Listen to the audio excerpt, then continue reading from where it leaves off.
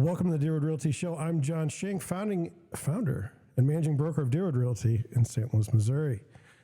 Well, there's been, as you know, if you followed me for any amount of time, there's been all this movement, all this stuff going on in real estate. We had the NAR settlement. We've had, there's been a lot of stuff based on that. There's been, high interest rates, problems with affordability. There's always something going on in the real estate space, and so that's why I'm happy to be able to talk about it.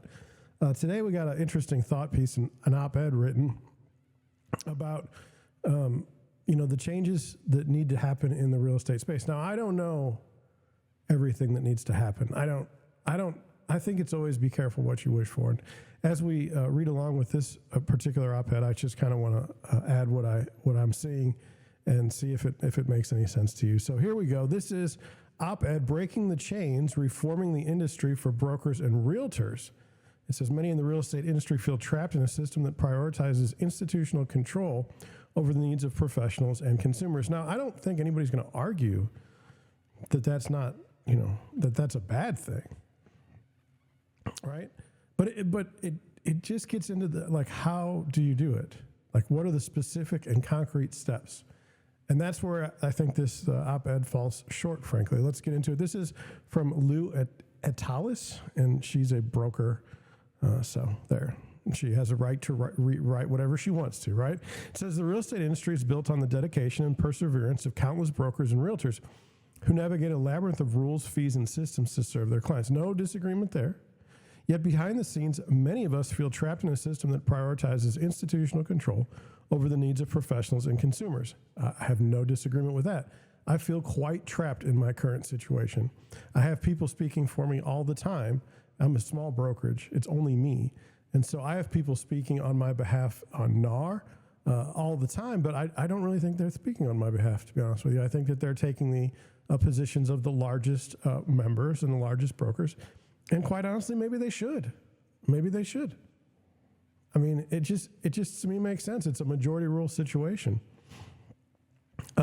After years of conversations with brokers and realtors, I'm convinced that reforming this system isn't just necessary, it's inevitable. Well, that's not too difficult to come to that conclusion. It's going to happen whether or not we want it to. It says, at the heart of the issue is the monopolistic grip of the National Association of Realtors. The National Association of Realtors and local associations which enforce mandatory membership as a precondition for accessing the multiple listing service. This tying arrangement forces brokers and agents to pay significant fees, regardless of whether they see value in the additional services provided by these associations. So it's very fascinating how this all came about, because if you look at commercial real estate, okay, they don't have this MLS network, okay?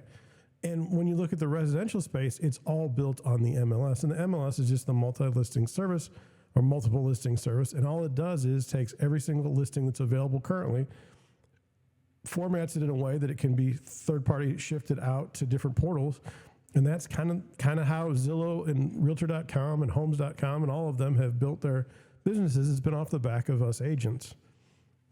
I mean, frankly. And then they sell the listings back to us, which is hilarious. But anyway,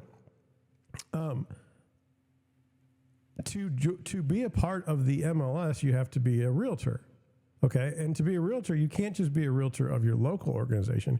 You have to be a member of the state, local, and national organizations, and all of those have fees. And so some would argue hey, why do I have to be a part of all three? Why do I have to be part of the National Association of Realtors to be part of my MLS, my local MLS? And those are fair questions, I think. In my conversations with colleagues, one sentiment resonates louder than any other: frustration. Brokers often feel like they're subsidizing an updated system that serves the interests of the few at the expense of the many. I've spoken with minority-owned brokerage owners who feel disproportionately burdened by dues and fees that are neither proportional to the service they receive nor sensitive to the realities of running a smaller operation. Well, you don't have to be a minority-owned brokerage to feel disproportionately burdened by dues and fees that are neither proportional to the services they receive. I feel the same way, okay? Frustrated by subsidizing an outdated system that serves the interest of few. Well, they don't serve me, but they're not going to, and it's a majority rule situation, and I totally get that. We're a very small fish in a very big pond. It says, agents too share stories of frustration. Many don't realize that the alternatives to the traditional MLS structure exist, or that association-provided forms aren't legally mandatory. So I know that there are alternatives to the traditional MLS structure, and I'm very concerned with the NAR settlement putting enforcement on the MLS, which is absolutely ridiculous. It should be at the board level if there was some sort of enforcement, which there's not for this particular thing. And then I do have a problem with not using forms from my MLS, because if we're all using the same forms, it's very, very easy to know exactly what's going on. If we all have different forms, then we have to read through the forms, which isn't a terrible thing, but it's nice to have like some foundation from which to create an agreement for the purchase or sale of a home. But if you don't have access to the MLS, you don't have any access to the comparable home sales. And if you don't have any access to the comparable home sales, then you have a real problem, because it has to be relative, or it has to be relative to when that house is going for sale on the market. I mean, a comp from 6 years ago in a neighborhood is not helpful to pricing a home in the current market. It's one of the tools we use. I'd say like 70%. The other stuff is kind of like you get used to. Like you get used to how to list things based on where you live and other houses you're seeing in the market and what they're going for and the location. So there is an art to it, but the MLS is a strong component of that. It says a vision for reform. Reforming the system starts with untying the MLS access and NAR and local association memberships. MLS services are essential tools for real estate professionals, but they've been monopolized in a way that restricts competition and inflates costs. Well, could you give me an example? As an example, okay, if I put my listing in my MLS, okay, that thing gets syndicated to hundreds of thousands of places.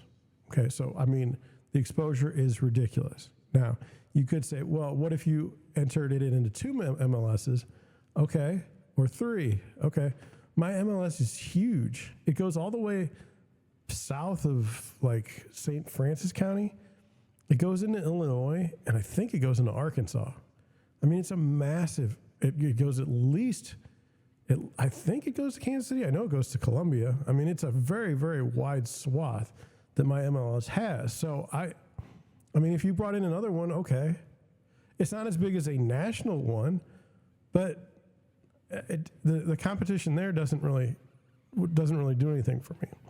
As far as decoupling it from the National Association of Realtors and local associations, okay.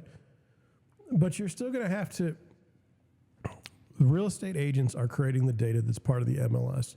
And if you're going to say you, real estate agent, aren't responsible for the data in any way, like you're not going to input it, that's fine.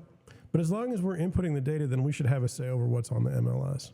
Okay, and that's where I have a little bit of a problem with the settlement, because it's like we built the MLS, okay, and then I don't mind paying for that because it was built by us. But when you sell it to everyone else that's not an agent,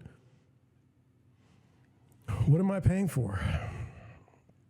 Another critical reform involves simplifying and standardizing fee structures. Brokers shouldn't bear a disproportionate share of the financial burden simply because they sponsor agents. So, look, the way I always looked at brokers and agents is this. The reason why your states created real estate brokers and real estate agents is because real estate brokers were to oversee the actions of real estate agents. And the reason why they did it that way is because the state didn't want to have to oversee every single agent. So like when you get audited in Missouri, you get audited at the brokerage level, okay? And the brokerage is responsible for every single transaction that goes through it. That's the only thing I can think of as far as a disproportionate share of the financial burden simply because they sponsor agents. But if that's, and this gets into the questions of, well, what does a broker really do? What does an agent really do? Is it different, and could it be done better? I have eschewed the broker agent model. I am a broker and I'm the agent. And the reason why I do it that way is because I don't need somebody overseeing me doing my job. I don't get anything from a brokerage, okay? Most brokerages will sell you on tech. Well, the tech is an email address for that brokerage, and they own all of your listings, so that doesn't work. They could say that they help train you, but I mean, my God, If 80% of the agents already fail within the first 3 years, what is this one particular local brokerage going to do to help you? Absolutely nothing is the answer. The camaraderie, I mean, I can sit and drink coffee with whoever I want to. I don't have to go to a brokerage to do that. So there's nothing that a traditional brokerage is offering me, yet I'm paying to be a part of their service. And I just don't like that. And so I created my own. Now, am I being penalized? Oh, by the way, they said that you can get leads through the brokerage. That's a bunch of horse crap. The largest agents in those brokerages are not handing leads over to somebody else. And the brokerage isn't getting any leads. So where do you go? And if they do get a lead, it's like, it's very small and relative to the total business. So the chance that you're going to get a lead from your brokerage when they have 45 other agents, not real high. Not real high. So anyway, it says, transparency and accountability must also become central pillars of the real estate industry. Members should have a clear understanding of how their dues are spent and a meaningful say in the governance of the organizations they fund. Local boards and associations must be held to higher standards of procedural fairness. Well, we have a board, and they told us exactly what they were going to do, and we really didn't have anything. I mean, there was nothing we could do to change it. If they're working with attorneys to change the forms, what are we doing? Complaining about it, but that doesn't really help us. I mean, the whole thing of the MLS, we didn't have any control over that. It's just like, even if we had control over it, what good would we do? You know, most agents need to be selling real estate to stay in the real estate business. Administrating the MLS is not in their core competency. As far as what do our dues fund, like we're the largest. One of the largest lobby. We pay more for lobbying than many of the other organizations in the United States. And look at how we're treated by Congress and that group. I mean, I don't feel like our lobbying dollars are going very far. And I think that if you say we want to have accountability about where our lobbying dollars are going, I think you'll be very disappointed with the results. But show me another industry that does better with the money that they spend. That's when it gets tricky. How do you say, if we give this congressperson $100,000 for their campaign, you know, we can say, did they actually go through with, you know, supporting this bill that was passed or that was presented? Yes, we can do that. Do we do that? No. Maybe we should. Maybe it should be that transparent. Maybe it should be posted. I mean, that's something to say. It says collaboration is key. When we share knowledge, we empower one another to make informed decisions and push back against practices that don't serve us.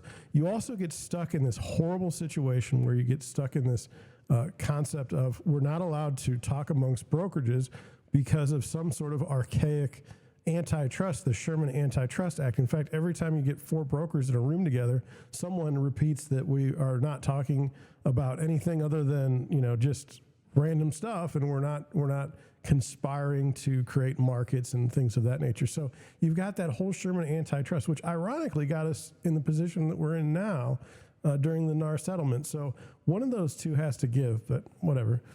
The lawsuits challenging NAR's practices have ignited conversations about the future of the industry, and there's a growing awareness that the status quo is unsustainable. Well, that's true. It says, I mean, fine, but do something about it. What are we doing?